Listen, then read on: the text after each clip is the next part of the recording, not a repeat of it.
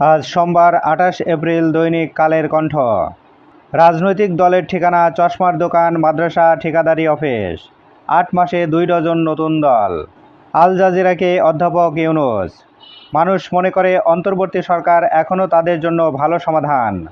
শেখ হাসিনাকে চুপ করাতে পারবেন না বলে জানান মোদি। ২০২৫-২৬ অর্থবছরের বাজেট। রাষ্ট্রের শীর্ষ ব্যক্তিরা বিশেষ কর সুবিধা পাবেন না। প্রশাসনে ওএসডির ছড়াছড়ি। শুয়ে বসে বেতন নিচ্ছেন ৫০০-র বেশি কর্মকর্তা।